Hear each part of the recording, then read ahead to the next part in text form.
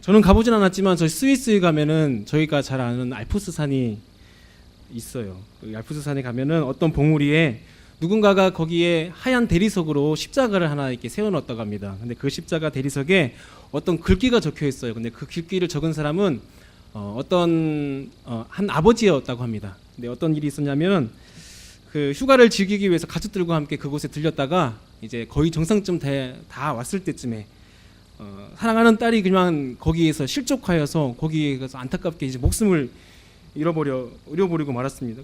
그 아버지가 자신의 눈앞에서 딸의 그런 실족하는 모습을 보고 얼마나 마음이 아팠었겠습니까? 그래서 정말 깊은 슬픔에 빠져 있는 그 순간에서 어느 것도 그에게 위로가 되어주지 못했었습니다. 그가 가지고 있는 돈도 또 그가 가지고 있는 그런 지위도 그에게 아무런 위로도 또 힘도 되어주지 못했습니다. 그럴 때에 그런 고통 속에서 또 슬픔 속에서 몸부림치고 있을 때에 그에게 참된 위로가 되어줬던 그리고 새 힘을 공급해줬던 분은 바로 예수님이셨습니다. 그분 예수님을 만난 그 사람이 자기의 지위로도 자기가 가지고 있는 어떤 그런 정말 근사한 그런 지위와 돈으로도 위로를 줄 수 없었던 그 예수님을 깊이 새기고자 그 딸이 실족하였던 그 자리에 십자가를 세우고 거기에 이렇게 글귀를 적었다고 합니다. 오직 예수.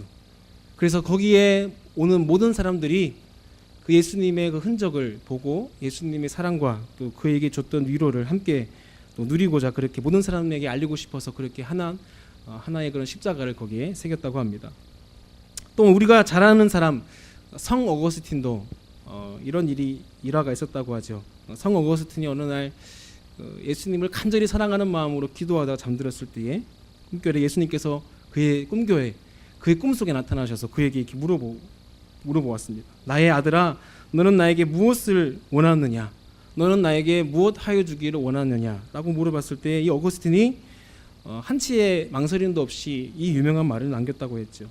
아무것도 원하지 않습니다. 오직 주님만을 원합니다. 라고 이렇게 고백했다고 합니다.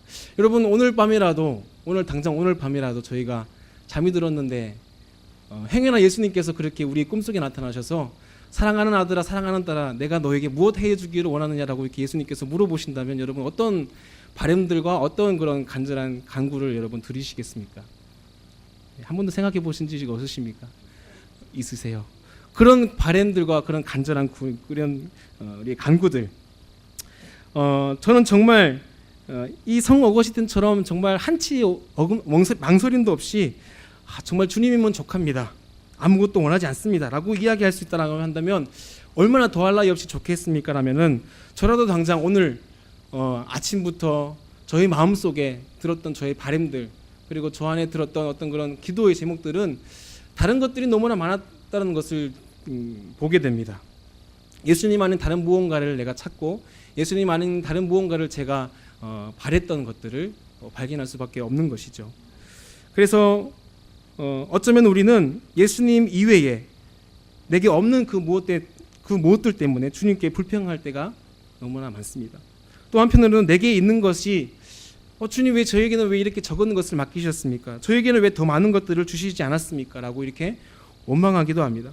그래서 우리는 하나님께서 많은 것을 우리에게 주셨음에도 불구하고 많은 것들을 우리에게 이미 허락해 주셨음에도 불구하고 가지지 못하는 것 때문에 더 가지지 못하는 예수님 아닌 다른 것들을 가지지 못하는 것들 때문에 감사하지 못하고 감사는커녕 감사를 잃어버리고 불평하고 원망할 때가 너무나 많은 것 같습니다.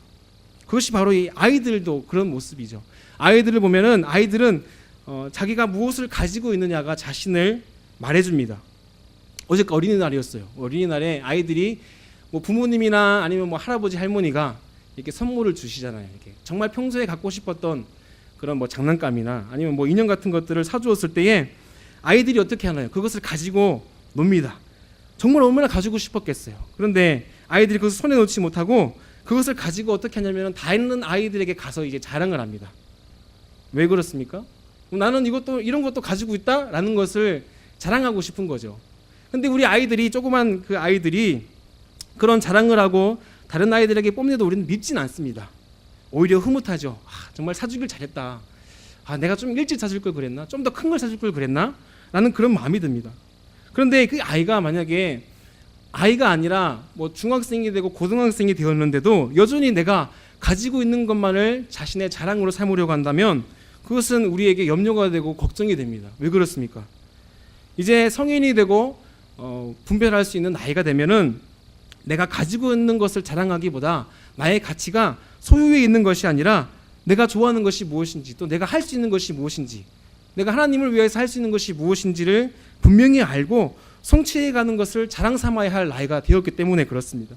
그래서 이 아이들에게, 특별히 뭐 청소년들이나 청년들에게 정말 가장 분명하게 짚고 넘어가야 될 것 중에 하나가 바로 이 소유와 이 경험에서, 소유와 경험의 가치가 무엇이 더 중요한 것인지, 내가 가지고 있는 것을 자랑하는 삶을 사는 것이 아니라 내게 주어진 것이 비록 적을지라도 이것을 가지고 내가 무엇을 좋아하고 하나님을 위해 내가 무엇을 어떻게 섬길 것인지 그것을 분명하게 아는 것, 경험하는 것들이 너무나 중요하다라고 하는 사실입니다. 그래서 요즘은 기업에서 선호하는 인재가 어떤 사람입니까? 뭐 가령 뭐 어떤 좋은 학위도, 또 어떤 뭐 좋은 자격증도 너무나 중요하지만 그것들보다도 그 취업하려고 하는 그 아이에게 인생 가운데서 어떤 이야기들이 그의 인생에 담겨져 있는지, 어떤 것들을 경험했고 또 어떤 인생의 스토리텔링이 그에게 있는 것인지, 그것이 더 중요한 가치로 보여주고 있는 것이 사실입니다. 그래서 저는 누구보다도 이 사실을 너무나 뼈저리게 느꼈습니다. 학점보다 뭐 점수보다 뭐 스펙보다도 더 중요한 가치가 있다는 것을 저는 너무나 늦게 알았습니다. 저는 부끄러운 고백이지만 저는 대학교 진학에서 1학년 때부터 3학년 때까지 거의 이제 열심히 노력해서 정말 장학생을 놓쳐본 적이 거의 없었어요. 1등은 못했지만 거의 뭐 한 2, 3등. 그래서 항상 이렇게 열심히 하고 노력했고, 또 저는 나름대로 정말 저는 개인적으로 저는 좀 멋진 근사한 사람이야, 좀 근사한 신학생이야, 어떤 그런 저 가운데에 그런 자랑이 있었습니다. 하지만 그것이 깨워진 때가 있었습니다. 그것이 언제였냐면은 제가 1학년 때부터 3학년 때까지라고 이야기한 이유가 거기 있습니다. 바로 이 4학년 때 그것이 무너진 겁니다.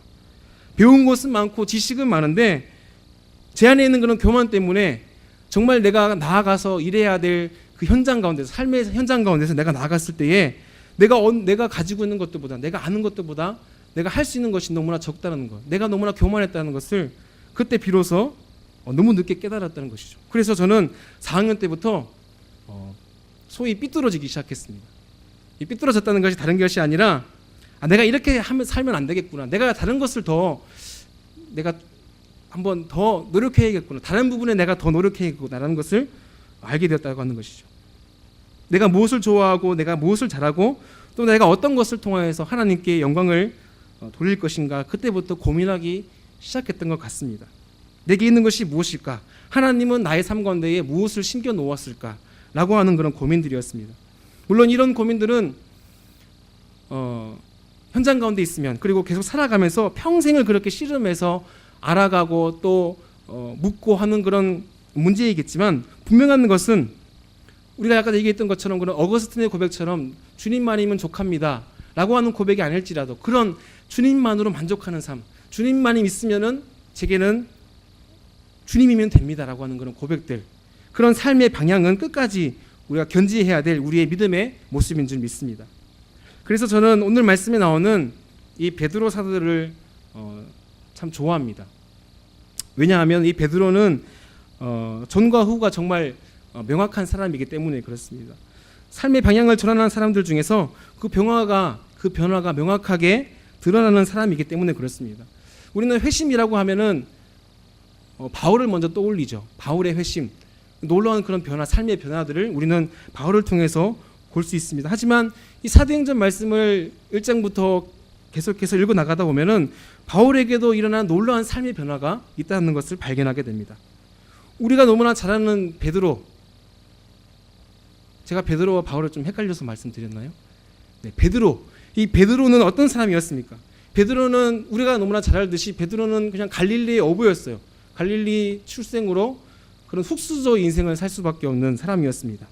그리고 베드로 하면 떠오르는 사건들, 어떤 것들이 있죠? 베드로 하면 예수님께서 물 위로 걸어오러 가셨을 때에 물 위로 걸었던 사건들이나, 아니면 베드로의 유명한 고백, 주는 그리스도십니다, 살아계신 하나님의 아들이십니다 라는 고백들을 하였던 것들과, 또 베드로는 정말 수제자로서 예수님께 총망받는 사랑받는 그런 수제자의 삶을 살았습니다. 특별히 예수님께서 어떤 사역들이나 어떤 장소나 갔을 때에 항상 빼놓지 않고 데리고 다녔던 사람들 중에 12명의 제자들 중에서 특별히 떼어서 4명, 3명 그렇게 데리고 다녔던 그런 일꾼들 중에 이 베드로가 항상 거기에 껴 있었습니다. 그래서 하나님 예수님을 따라다니면서 정말 특별한 경험들을 하고 특별한 기적들을 경험하였던 사랑들을 경험하였던 이 사람이 이 베드로였습니다. 그런데 이 외에도 성경에서 말씀하고 있는 이 베드로의 모습은 이런 모습의 외외적인 모습들이 있습니다. 변화산에서 그는 깊이 졸고 있는 자였습니다. 그리고 자기가 하는 말을 알지 못하는 자였습니다. 어떤 일들이 있었어요? 베드로가 이 변화산에서 고난을 자고 있는데 눈을 떠보니 거기에 예수님과 또 모세와 엘리야가 이 거룩한 모습으로 대화를 나누고 있는 장면을 보았습니다. 그때에 깊이 졸고 있는 그 베드로가 일어나서 예수님께 이렇게 말했습니다. 주님, 초막 셋을 지어서 여기서 머뭅시다. 여기 하나는 예수님을 위해서, 하나는 엘리야를 위해서, 하나는 또 모세를 위해서 여기서 우리가 모여 삽시다 라고 하는데, 성경은 그 다음에 어떻게 이 베드로를 얘기하냐면은 자기가 하는 말을 자기도 알지 못하더라 이렇게 얘기하고 있어요. 그런 베드로였습니다. 자기가 하는 말을 자기도 알지 못하는 그런 말을 했던 베드로. 또 어떤 일들이 있었냐면 이 귀신 들린 아이를 데리고 아버지가 이 제자들에게 갔는데 어떤 기도를 하더라도 이 귀신이 쫓겨나는 일이 없는 거예요. 그래서 베드로를 보고 이 아버지가 저 사람은 아무런 기도의 능력도 없고 아무런 무능한 사람입니다 라고 했던 사람이 바로 이 베드로였습니다. 그리고 우리가 잘 알듯이 예수님의 십자가를 지실 그 밤에, 잡혔을 그 밤에 그는 예수님을 배반하였고 예수님을 저주하며 그 길을 떠났던 사람이 바로 이 베드로라고 성경은 말씀하고 있습니다. 심지어 이 사도행전에 넘어와서도 사도행전 1장 말씀 보면은 베드로는 여전히 그가 추구하는 가치가 예수님께서 원하시는 가치와는 너무나 상반된 말씀을 하고 있습니다. 사도행전 1장 6절 말씀 보면은 예수님께서 승천하시기 전에 예수님께 그들이 이렇게 물었습니다. 사도행전 1장 6절 말씀이 이렇게 말씀합니다. 그들이 모였을 때에 예수께 여쭈어 이르되 주께서 이스라엘 나라를 회복하심이 이때니까. 그가 구하고 있는 것은 여전히 이스라엘 나라였습니다. 여러분, 예수님께서 이 땅에 오셔서 처음부터 끝까지 예수님께서 승천하실 때까지 예수님께서 말씀하신 것은 하나님의 나라였어요. 너희가 하나님의 나라를 먼저 구하여라. 그의 나라를 먼저 구하면 이 모든 것을 너에게 더해주시겠다. 하지만 예수님께서 추구했던 하나님 나라는 베드로 안에서는 항상 지금 이 나라, 이스라엘 나라, 이 나라를 예수님 언제 회복하실 것입니까? 언제 이 나라를 독립해서 우리에게 그런 영광스러운 그런 승리의 관을 우리에게 주실 것입니까? 항상 거기에 지금 관심이 있는 베드로의 모습을 볼 수 있습니다. 하지만 그런 베드로의 삶 가운데에 이런 삶의 완전한 전환을 경험하는 놀라운 사건을 경험하게 됩니다. 그것이 바로 오순절 성령 강림 사건입니다. 이 성령 강림 사건을 통해서 성령님을 통해 깊이 예수님을 만난 이 베드로의 이 개인적인 변화가 어떤 모습이었겠습니까? 그것이 바로 오늘 우리가 읽었던 이 3장 말씀에 6절에 이렇게 말씀합니다. 6절을 다시 한 번 더 우리가 함께 같이 읽어보겠습니다. 6절 말씀입니다. 시작.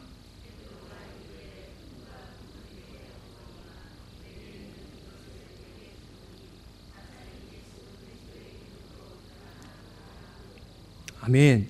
여기서 은과 금으로 대변되는 베드로가 추구했던 옛사람이 추구했던 삶이 있습니다.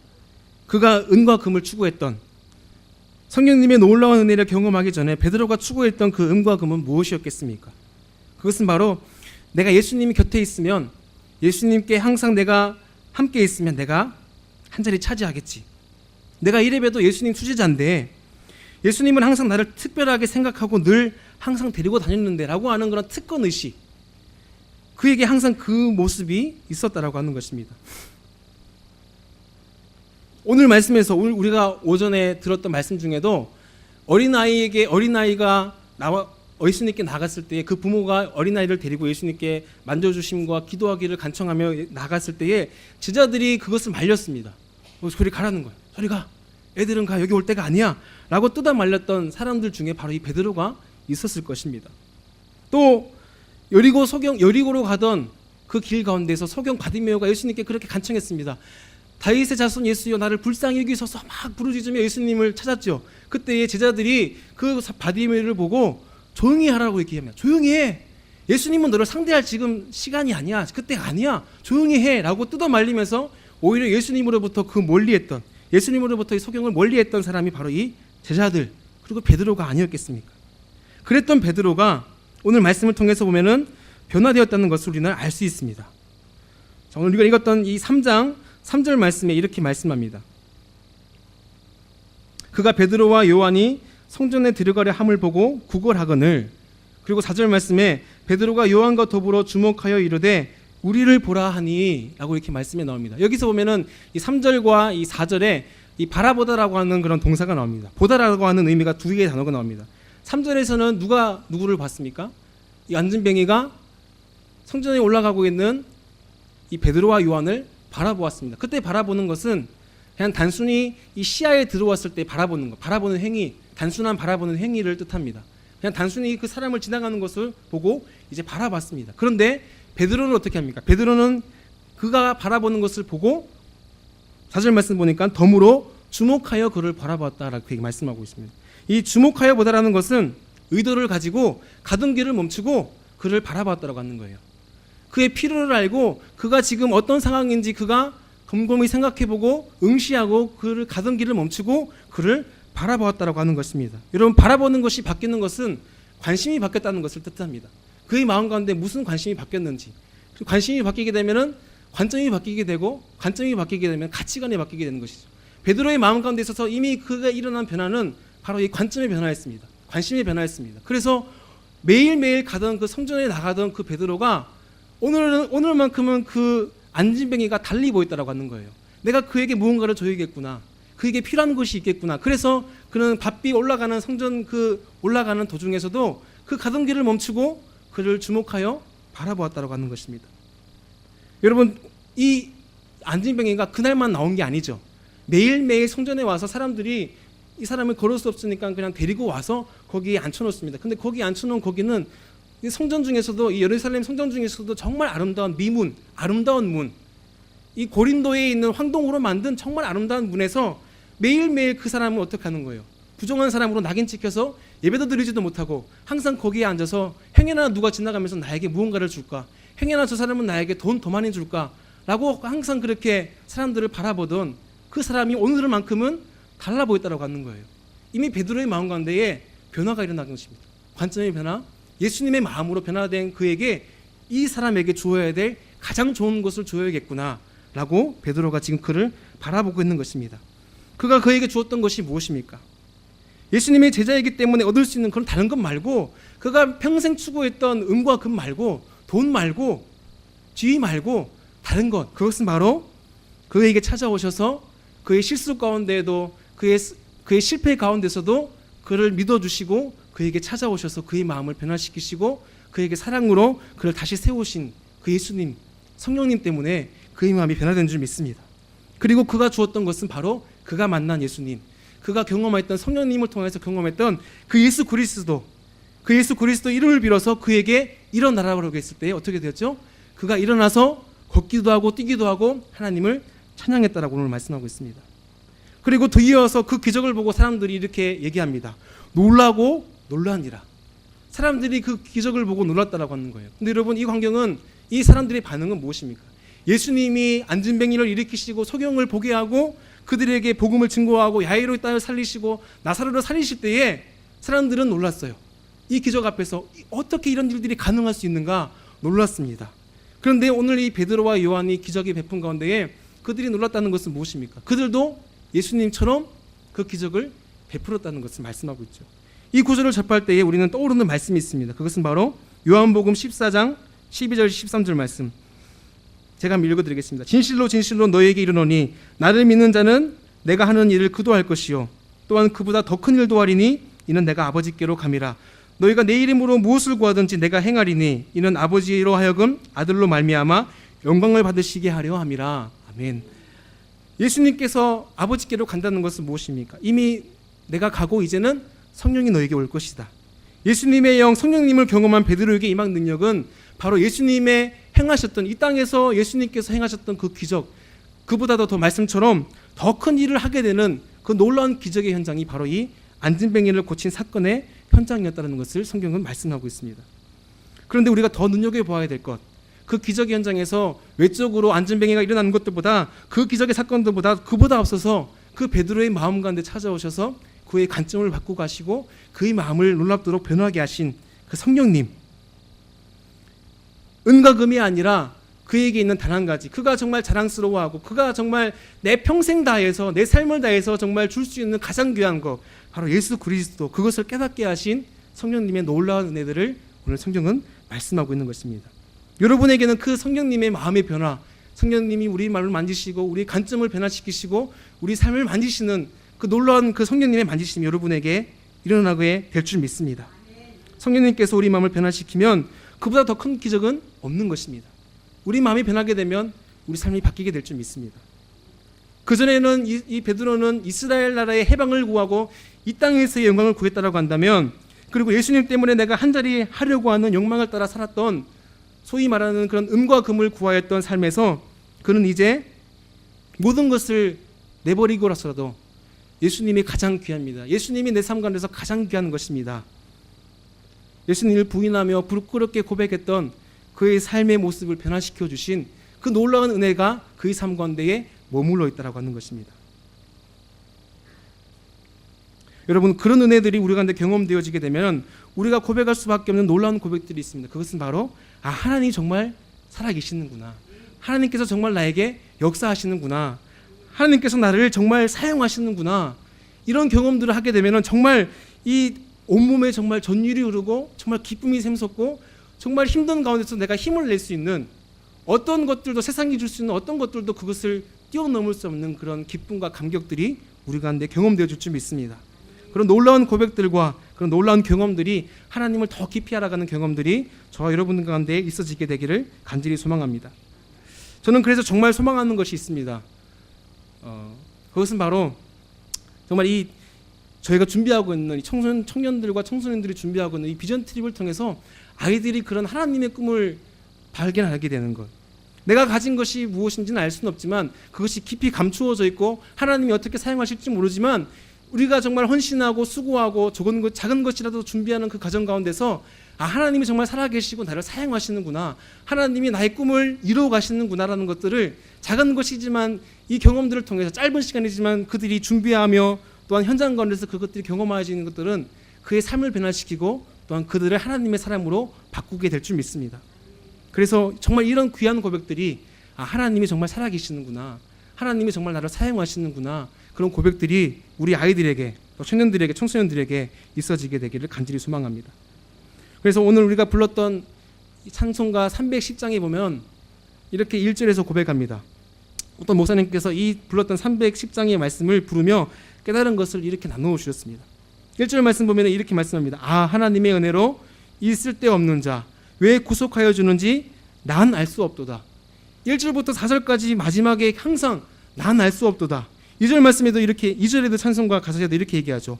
왜 내게 굳센 믿음과 또 복음 주셔서 내 마음이 항상 편한지 난 알 수 없도다. 3절에도 왜 내게 성령 주셔서 내 마음 감동해 주 예수 믿게 하는지 난 알 수 없도다.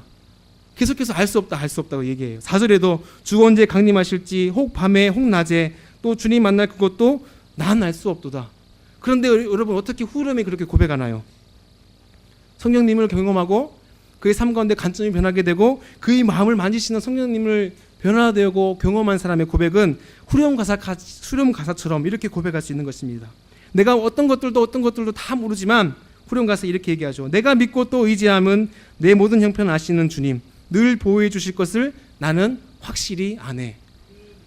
내게 있는 것이 무엇인지 확실히 아는 사람은 내가 이것도 모르고 저것도 모르고 혹 내가 주님께서 언제 오실지 그것도 나는 알 수는 없지만 분명히 아는 것, 그것은 바로 주님이 나를 붙들어 주시고 나를 아신다라는 것, 나를 끝까지 보호해 주실 것을 나는 확실히 아네. 이런 고백들이 저 여러분 가운데에 있어지게 되기를 간절히 바랍니다. 그래서 정말 우리에게 정말 하나님이 나를 사용하신다라고 하는 것, 하나님이 살아계시고 오늘도 역사하신다라고 하는 그런 놀라운 은혜들의 경험들이 오늘 우리에게 가득하게 되기를 간절히 소망합니다. 같이 기도하겠습니다. 하나님, 우리는 베드로와 같이 주님을 더욱 알아가야 될 그런 연약함 가운데에 또한 부족함 가운데 있다 할지라도 우리를 끊임없이 사랑하시고 우리를 끊임없이 그 예수님의 자리까지 우리를 초청하시는 그 예수님의 부르심과 성령님의 역사하신 가운데에 우리가 더 주님을 깊이 알아가는 은혜들을 우리 가운데 허락하여 주시옵소서. 환난 가운데 어려운 가운데 역경 가운데에 하나님을 저주하며 떠나버리는 삶의 어리석음이 아니라 하나님을 더 깊이 아는 것을 통하여 성령님의 만져주심을 통하여 우리의 삶의 관점이 변하고 삶이 변화져야 되게 되는, 그래서 놀라운 하나님의 은혜들과 나를 사용하시는 주님의 은혜들을 경험하게 되는 삶 살아갈 수 있도록 우리 가운데 은혜 베풀어 주시옵소서. 감사드립니다. 예수님의 이름으로 기도드립니다. 아멘.